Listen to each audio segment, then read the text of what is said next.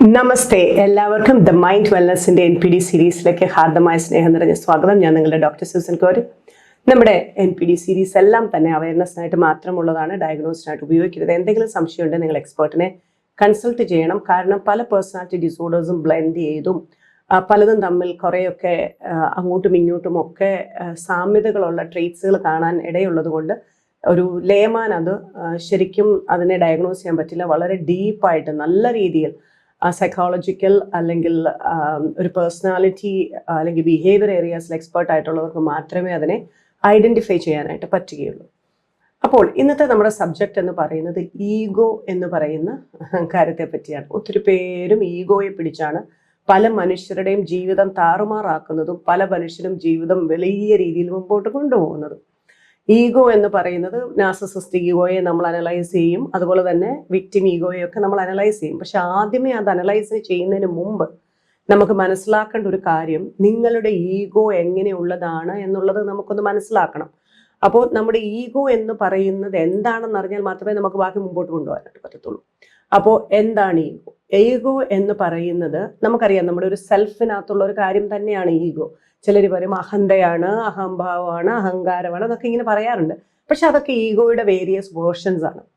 അപ്പോൾ ഈഗോ എന്ന് പറയുന്നത് ശരിക്കും പറഞ്ഞാൽ നിങ്ങളുടെ reality based recognition of your സെൽഫാണ്. നിങ്ങൾ എന്ന ഭാവത്തെ ഈ റിയാലിറ്റി ബേസ്ഡ് ആയിട്ട് നിങ്ങൾ റെക്കഗ്നൈസ് ചെയ്യുന്നതാണ് നിങ്ങളുടെ ഈഗോ എന്ന് പറയുന്നത്. അപ്പോൾ ഈ ഞാനെന്ന ഭാവമാണ് നിങ്ങളുടെ ഈഗോ. ആ ഞാനെന്ന ഭാവം ഈഗോ ഹെൽത്തി, ഈഗോ പ്രോപ്പർ ആയിട്ടുള്ള ഒരാൾ, ഒരു നോർമലി ഹെൽത്തി ഈഗോ ഉള്ള ഒരാൾ എന്ന് പറയുന്നത് അയാളുടെ ആ സ്വയം ഭാവം എന്ന് പറയുന്നത് റിയാലിറ്റി ബേസ്ഡ് ആയിരിക്കും. അയാൾക്ക് കറക്റ്റായിട്ട് അറിയാം അയാൾ എവിടെ പൊസിഷൻ ചെയ്തിരിക്കുന്നു, അയാൾ എന്താണ്, ആരാണ്, എങ്ങനെയാണ്, എപ്പോഴാണ്, എല്ലാ കാര്യങ്ങളും അയാൾക്ക് ക്ലാരിറ്റിയിൽ അറിയാൻ പറ്റും, ഈഗോ കറക്റ്റായിട്ട് ഹെൽത്തി ആയിട്ടുള്ള ഒരാൾക്ക്. പക്ഷേ നമുക്ക് പലപ്പോഴും ഈഗോ എന്ന് പറയുന്നത് പലരുടെയും ഹെൽത്തി അല്ല. കാരണം ഈഗോയുടെ ഹെൽത്തി ഡെവലപ്മെന്റിന് നമ്മളാരും വലിയ പ്രാധാന്യം കൊടുക്കുന്നില്ല ചെറുപ്പം മുതലേ. അതങ്ങ് വളരുന്നു, ചിലരുടെയൊക്കെ എങ്ങനെയൊക്കെയോ നല്ലതായി പോകുന്നു, ചിലർക്ക് ചില ഡയറക്ഷൻസും ഒക്കെ കിട്ടുന്നു. അങ്ങനെ നമുക്കൊരു ഭാഗ്യമുണ്ട്, എവിടെന്നെങ്കിലുമൊക്കെ കിട്ടി, അങ്ങനെ വളർന്നു, അങ്ങനെ വന്നു എന്നുള്ള രീതിയിലേക്ക് അത് വരുന്നുള്ളൂ. പക്ഷെ അതേ സമയത്ത് നമ്മൾ നമ്മുടെ ശരീരത്തിനും നമ്മുടെ അക്കാഡമിക്കിലും ഒക്കെ നമ്മൾ ഭയങ്കരമായിട്ട് കിട്ടിപ്പോകാനായിട്ടൊക്കെ നമ്മൾ നോക്കുന്നു. പക്ഷെ ഈഗോയെ നമ്മളാരും ശ്രദ്ധിക്കാത്തത് കൊണ്ട് തന്നെ അത് കിട്ടുന്ന ഒരു കണ്ടീഷനിങ്ങും കിട്ടുന്ന ഡിസിപ്ലിനും കിട്ടുന്ന അറിവുകളും വെച്ച് അതിനെ സെറ്റ് ചെയ്യുകയാണ് ചെയ്യുന്നത്. അപ്പോൾ ഞാൻ പറഞ്ഞു, ഈഗോ എന്ന് പറയുന്നത് ഒരാളുടെ സ്വയം ഉള്ള ഒരു തിരിച്ചറിവാണ്. അതായത് ഞാനെന്ന ഭാവമാണ് ഈഗോ. ഞാനെന്ന ഭാവമില്ലാതെ നമുക്ക് ആർക്കും ജീവിക്കാൻ പറ്റൂല. പലപ്പോഴും ഞാൻ കേട്ടിട്ടുണ്ട് പല മോട്ടിവേഷണൽ സ്പീക്കേഴ്സ് പറയുന്നതും, അതുപോലെ തന്നെ അത് കേട്ടിട്ട് എൻ്റെ അടുത്ത് വന്ന് പലരും ക്വസ്റ്റ്യൻസ് ചോദിക്കാറുണ്ട്. മാമേ, ഈഗോയെ നിങ്ങൾ വലിച്ചെറിഞ്ഞു കളയണം, നിങ്ങളുടെ ഈഗോയെ നിങ്ങൾ ചവിട്ടുകുട്ടയിലിടണം, ഈഗോയെ നിങ്ങൾ കുഴിച്ചു മൂടണം. ഇങ്ങനെയൊക്കെ ചെയ്തു കഴിഞ്ഞാൽ നിങ്ങളെന്ന വ്യക്തിത്വം, നിങ്ങളെന്ന ഭാവത്തെ നിങ്ങൾ കുഴിച്ചെടുത്തു കഴിഞ്ഞു കഴിഞ്ഞാൽ, നിങ്ങളെന്ന ഭാവത്തെ നിങ്ങൾ വലിച്ചെറിഞ്ഞു കഴിഞ്ഞാൽ പിന്നെ നിങ്ങളിൽ ആരാണ് എക്സിസ്റ്റ് ചെയ്യുന്നത്? Who exist in there? അപ്പം അവിടെ അതിനെ ഇവരെ കൊണ്ട് റീപ്ലേസ് ചെയ്യണം, അവരെ കൊണ്ട് റീപ്ലേസ് ചെയ്യണം, ദൈവത്തെ കൊണ്ട് റീപ്ലേസ് ചെയ്യണം, ഇങ്ങനെയൊക്കെ പറയുന്ന ഒത്തിരി പേരുണ്ട്. ദൈവത്തെ കുറിച്ച് റീപ്ലേസ് ചെയ്യാനായിട്ട് ദൈവം അങ്ങനെ റീപ്ലേസ് ചെയ്യാൻ വന്നിരിക്കുന്ന ആളൊന്നുമല്ല.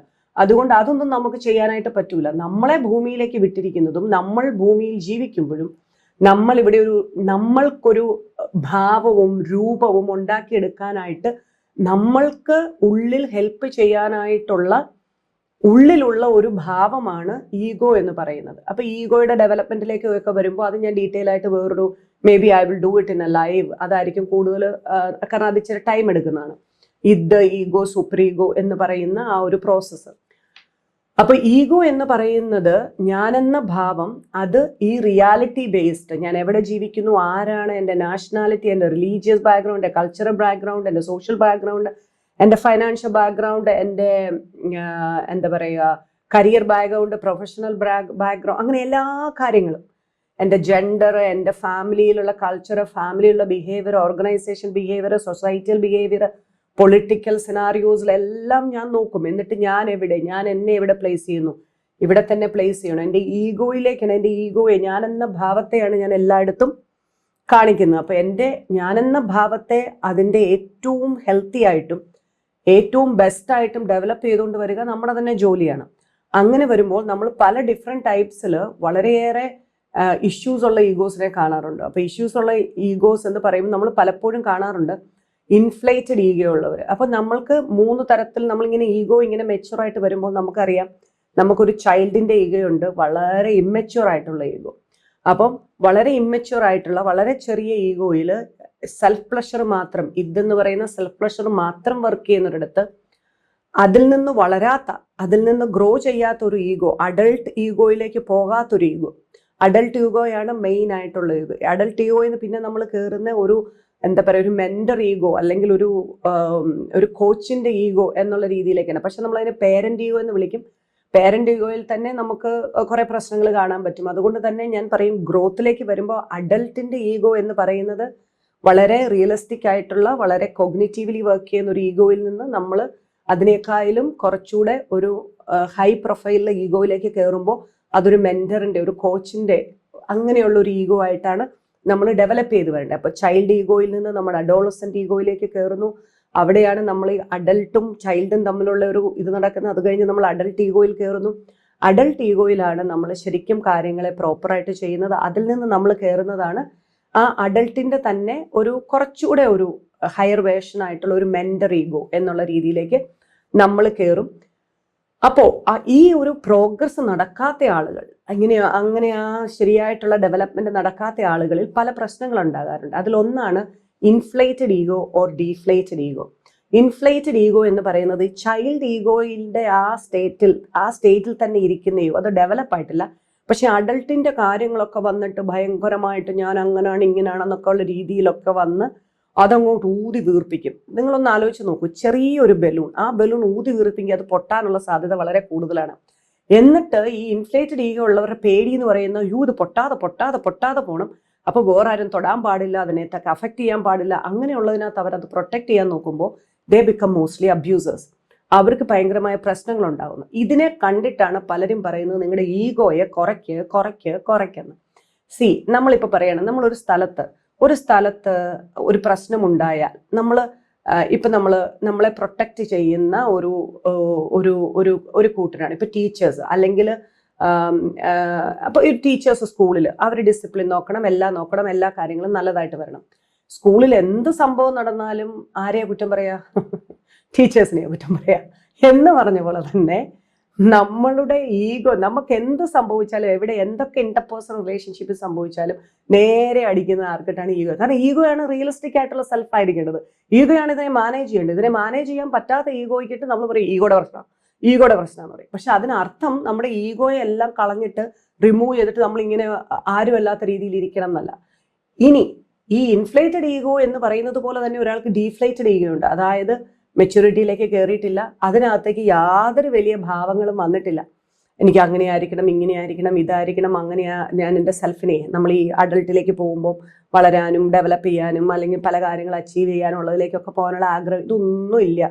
ആരെങ്കിലും തന്നാലായി, കിട്ടിയാലായി, പോയാലായി എന്നൊക്കെ പറഞ്ഞിരിക്കുന്ന ആ രീതിയിലിരിക്കുമ്പോൾ ഇത് ഡീഫ്ലേറ്റഡ് ആവും. ഡീഫ്ലേറ്റഡ് ഈഗോ എന്ന് പറയുന്നത് എനിക്കിതിനെ വലിയ രീതിയിലൊന്നും ഞാനെന്ന ഭാവത്തെ ശരിയാക്കിക്കൊണ്ട് പോകാനൊന്നും പറ്റൂല എന്നുള്ള രീതിയിൽ നമ്മൾ ഡീഫ്ലേറ്റഡ് ആയിട്ടിരിക്കും. ഈ ഈഗോയും വലിയ പ്രശ്നക്കാരൻ ഈഗോയാണ്.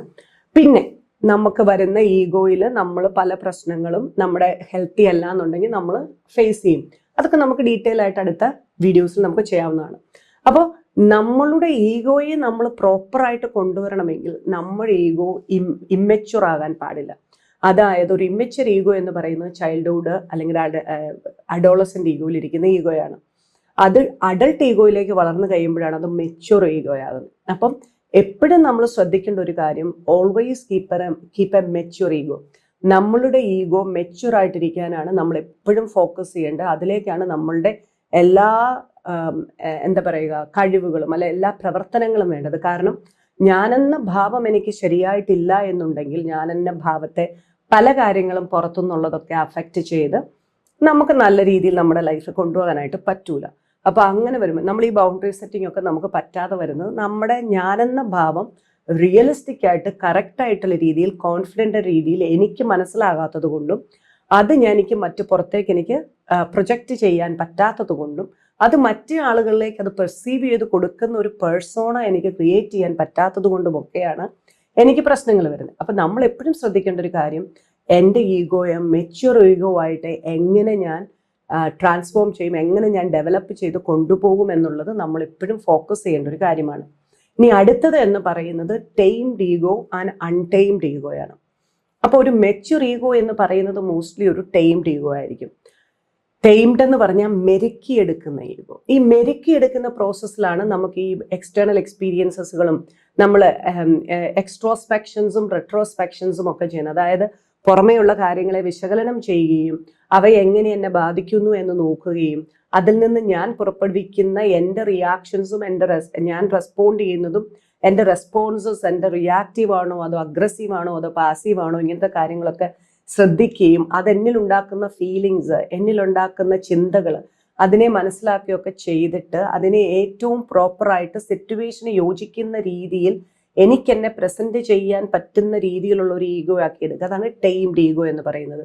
നമുക്കൊരു ടൈംഡ് ഈഗോ. അൺടൈംഡ് ഈഗോ എന്ന് പറയുന്നത് മെരുക്കാത്ത ചില മൃഗങ്ങൾ പോലെ. നമ്മളിപ്പോൾ ഒരു ഡൊമസ്റ്റിക് ആനിമൽ എന്നൊക്കെ പറയുമ്പോൾ നമ്മൾ അവരെ മെരുക്കിയാണ് ഉപയോഗിക്കുന്നത്. നമ്മൾ ഒരു ഹോഴ്സിനെ കണ്ടിട്ടില്ല. നമ്മളൊരു ഹോഴ്സ് എന്ന് പറയുന്നത് വളരെയേറെ അഹം എന്നുള്ളതിനെ, അതായത് സ്വയം എന്നുള്ള ഭാവത്തെ നമുക്ക് ഒന്ന് ടൈംഡ് ആൻഡ് അൺടൈംഡ് ആക്കി കഴിഞ്ഞാൽ, അൺടൈംഡ് ആയിട്ടുള്ള കുതിരയെ നോക്കിക്കഴിഞ്ഞാൽ അത് ഒരു രക്ഷയില്ല. അതിനെ നമുക്ക് എതിലേ പോകും, എങ്ങനെ വരും, എന്ത് ചെയ്യുന്നു പ്രെഡിക്റ്റ് ചെയ്യാൻ പറ്റൂല.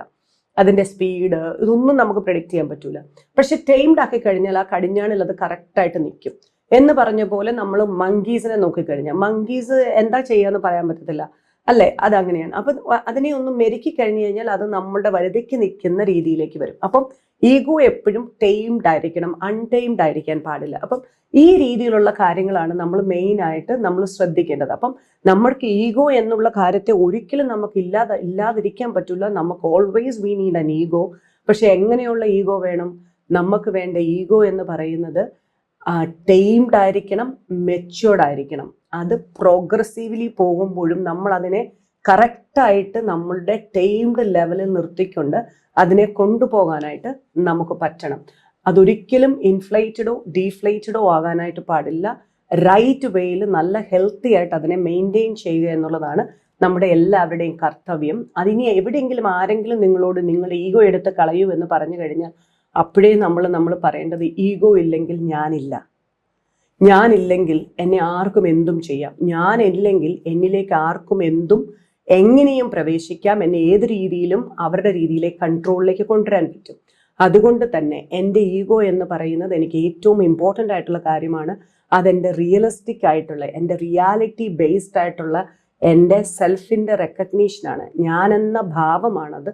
ഞാനെന്ന ഭാവം എനിക്കില്ലെങ്കിൽ ഈ ലോകത്ത് എനിക്ക് സർവൈവ് ചെയ്യാൻ പറ്റൂല. എനിക്ക് യാതൊരു രീതിയിലും എൻ്റെ ബൗണ്ടറീസിനെ പ്രൊട്ടക്റ്റ് ചെയ്യാൻ പറ്റൂല. ആർക്ക് എന്തും എങ്ങനെയും എന്നോട് പ്രവർത്തിക്കാനായിട്ട് പറ്റും. അപ്പോൾ നമ്മുടെ ego should be respectful towards another person's ego. നിങ്ങളെന്ന ഭാവത്തെ ഞാൻ ബഹുമാനിക്കുന്നു, അതനുസരിച്ച് ഞാൻ നിങ്ങളോട് പെരുമാറുന്നു. ഞാനെന്ന ഭാവത്തെയും ഞാൻ ബഹുമാനിക്കുന്നു, ഞാൻ അക്സെപ്റ്റ് ചെയ്യുന്നു. So accept your ego, accept the other persons ego. Understand നമ്മുടെ ഈഗോയുടെ ആ ഒരു സ്റ്റേറ്റിനെ നമ്മൾ മനസ്സിലാക്കിക്കൊണ്ട് വളരെ നല്ല രീതിയിൽ പെരുമാറാനായിട്ട് നമുക്ക് പറ്റണം. ആ രീതിയിലായിരിക്കണം നമ്മുടെ ജീവിതം. ഞാൻ എപ്പോഴും പറയാനുള്ളത് പോലെ നമ്മുടെ അഹത്തെ നമ്മൾ പ്രൊട്ടക്റ്റ് ചെയ്യണം. നമുക്ക് എല്ലാവർക്കും ഈ ഭൂമിയിൽ മനോഹരമായിട്ട്, സന്തോഷമായിട്ട്, സമാധാനമായിട്ട്, പ്രോഗ്രസീവായിട്ട് ജീവിക്കാനുള്ള എല്ലാ അവകാശങ്ങളും ഉണ്ട്. അതാണ് നിങ്ങൾ എപ്പോഴും ഫോക്കസ് ചെയ്യേണ്ടത്. അതിന് ദൈവം നമ്മെ എല്ലാം അനുഗ്രഹിക്കട്ടെ.